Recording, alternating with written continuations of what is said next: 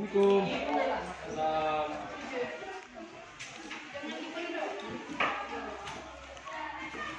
Dari kiamat. Sajid salam. Assalamualaikum warahmatullahi wabarakatuh.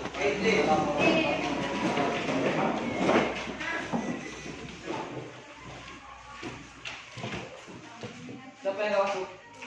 Banyak lah. Ada Mbak.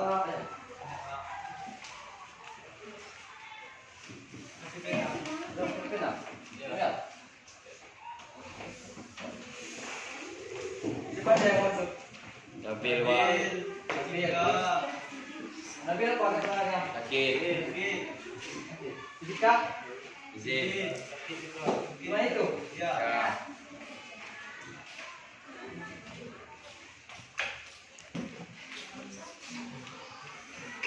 Assalamualaikum warahmatullahi wabarakatuh. Waalaikumsalam warahmatullahi wabarakatuh. Perkenalkan, nama Bapak Muhammad Tauhid. Bapak menggantikan Bu Ani yang sekarang berhalangan masuk. Ada yang ditanya? Alamatnya Pak, dari mana Pak? Alamat Bapak Desa Sumundang. Hobi Pak, hobi. Hobi Bapak sepak bola sama futsal. Istri Pak. Bapak belum punya istri, sebujang. Ya. Ya Pak. Baik, kita langsung masuk ke pelajaran. Di sini materi kita pada hari ini adalah talfiq. Ada yang sebelumnya ada yang tahu talfiq? Apa itu talfiq? Tidak ada. Ini Om. Enggak wah. Baik, masuk pengertian talfiq. Talfiq secara bahasa berarti melipat antara yang satu dengan yang lainnya. Sedangkan menurut istilah dapat diartikan mencampurkan dua pendapat atau lebih dalam suatu peristiwa atau permasalahan yang mempunyai hukum dengan mengambilnya dari berbagai mazhab. Jadi, talfiq ini adalah mengambil pendapat dari berbagai mazhab, kemudian memilih yang paling mudah dan ringan dalam penerapannya.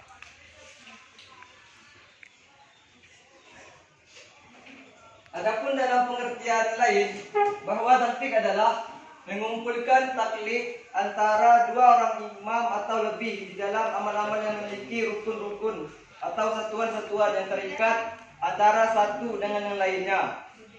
Imam Abu Hanifah bahwa dalam menyapu kepada itu seperempat dan mengambil pendapat Imam Syafi'i. Dalam bertalfiq terdapat perbedaan yang mana perbedaan ini bersumber dari dua masalah, yaitu boleh dan tidaknya seseorang berpindah dari satu mazhab ke mazhab yang lain. Dalam masalah ini dibagi menjadi tiga kelompok. Kelompok pertama berpendirian bahwa apabila seseorang telah memiliki suatu mazhab, dia harus berpegang pada mazhab yang telah dipilihnya. Tidak dibolehkan pindah secara keseluruhan atau sebagian mazhab. Selanjutnya kelompok kedua berpendirian bahwa orang yang telah memilih salah satu mazhab Islam tidak melarangnya untuk berpindah ke mazhab lain. Lalu kelompok ketiga memandang bahwa yang telah memilih salah satu mazhab dapat berpindah ke mazhab lain walaupun dengan maksud mencari kemudahan.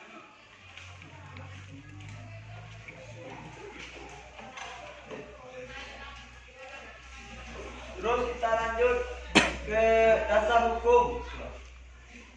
Dasar hukum talfiq. Ulama fikih menyatakan bahwa talfiq diperbolehkan asal tidak menimbulkan sikap main-main dalam beragama atau mengambil pendapat alasan tertentu. Menurut Hanafiyah, hukum talfiq adalah boleh bagi orang yang bertaklid. Mereka diberi kebebasan untuk mengikuti siapa saja. Hal ini berlaku juga bagi orang awam yang bertaklid, dapat memudah baginya.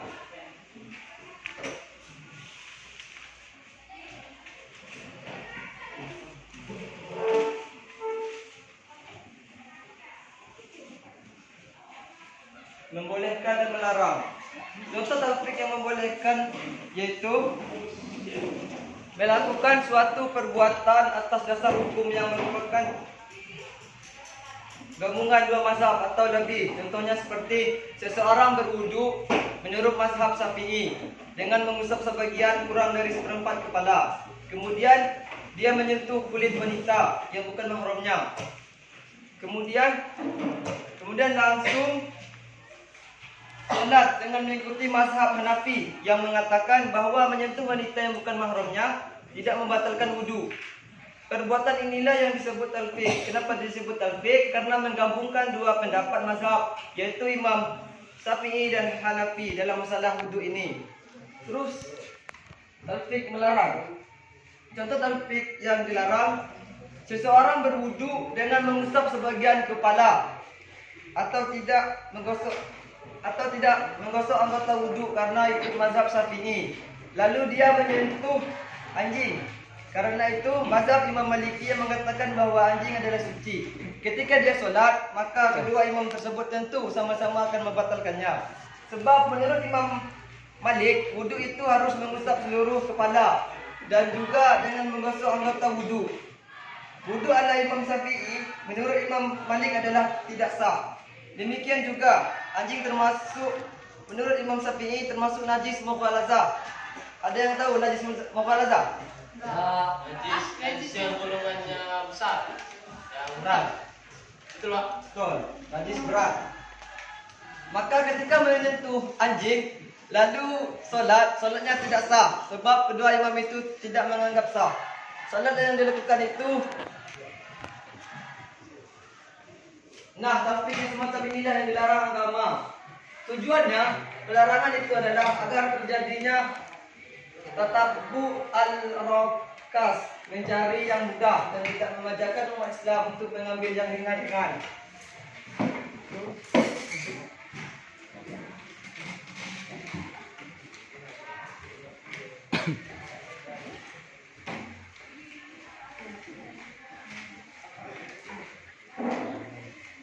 Sampai di sini ada yang ditanya sampai dasar hukum mereka melarang. Ada? Ya. Oke, kita lanjut ke syarat-syarat. Syarat-syarat bertalfiq. Dalam melakukan talfiq haruslah mengikuti persyaratan yang dikemukakan oleh Al-Ala'i yang diikuti oleh Tahrir serta sesuai dengan diriwayatkan Imam Ahmad dan Al-Quduri. Persyaratannya yaitu yang pertama, pendapat yang dikemukakan oleh mazhab, lalu itu dinilai lebih bersikap hati-hati dalam menjalankan agama. Yang kedua, dalil dari pendapat yang dikemukakan mazhab itu dinilai kuat.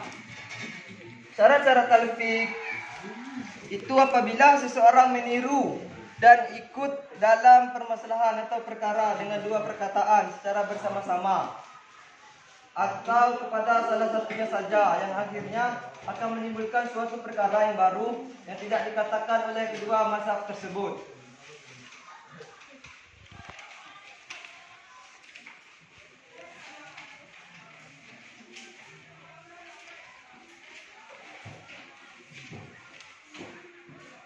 Selanjutnya contoh talfiq. Contoh talfiq adalah contohnya seperti seseorang berwudu menurut mazhab Syafi'i dengan mengusap sebagian kurang dari seperempat kepala.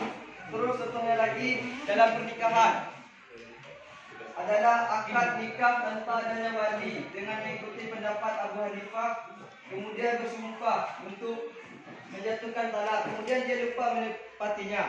Kemudian ia mengikuti pendapat Abu Hanifah atas jatuhnya talak disebabkan lupa tidak menepati janjinya.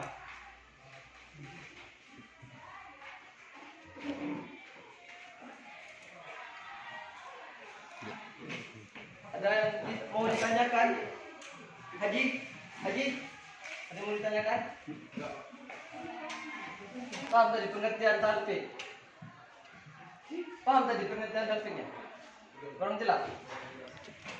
Aku kata lagi lah pengertiannya ya. Ya. Talfiq adalah mengambil pendapat dari berbagai mazhab, kemudian memilih yang paling mudah dan ringan dalam penerapannya. Sambil saya ulang. Apa tadi? Coba Sambil. Talfik itu apa? Menurut Sambil yang sudah Bapak baca tadi. Apa Sambil? Bisa? Mengambil dari beberapa mazhab yang paling mudah, Pak. Ya. Bisa. Bisa Sambil. 2 menit.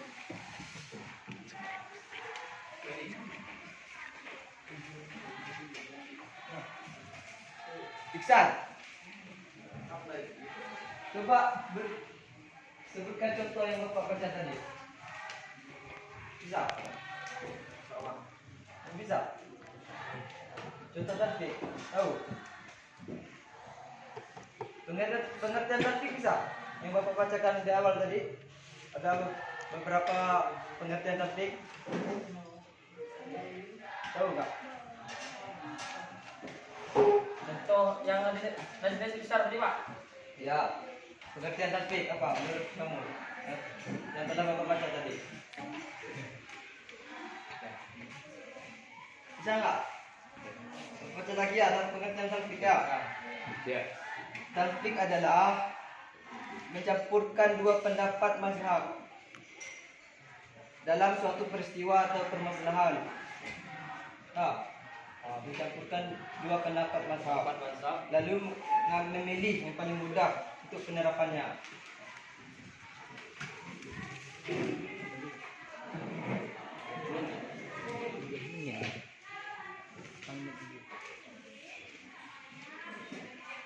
Adik, apa ini adik?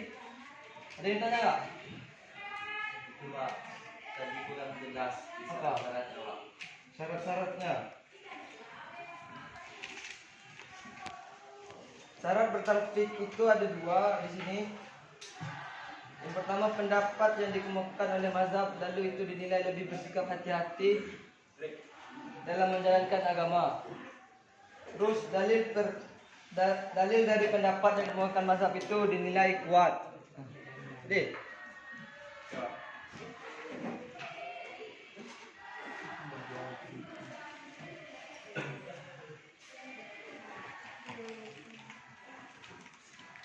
Ada lagi ditanyakan? Hidup ada yang mau ditanya? Hah? Cukup? Tahu itu nanti apa? Udah paham? Udah paham cukup pengertian detik? 17.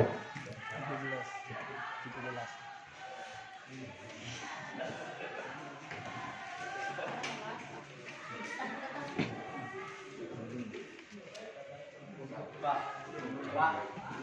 Ya, ada dasar hukumnya tadi, Pak. Dasar hukum bertalfik. Ya. Dasar hukum bertalfik itu ulama fikih menyatakan bahwa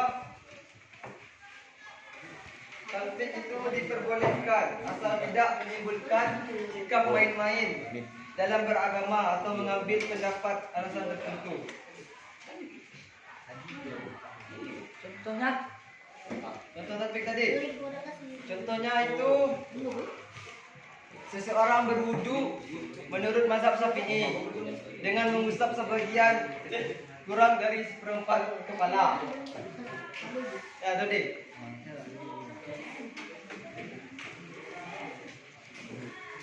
Maksud dari kurang kepala berapa, Pak? Itu apa pertanyaannya tadi? Maksud kurang dari 1/4 kepala ini. Kurang 1/4 kepala apa ya? Maksudnya bisa kan tuh, Pak? Hah? Maksudnya waktu jawab, Pak. Apa? Maksudnya itu Apa pertanyaan? sebagian dari muka, Pak. Nah. Sebagian dari kepala tuh seluruh muka ini sebagian dari kepala tadi, Pak. Maksudnya yang ditanyakan dari itu, Pak. Bukan. Terus? Dan cara berwudu Iya. itu tadi kan kurang dari 1/4 kepala. Ya. Iya. Ya.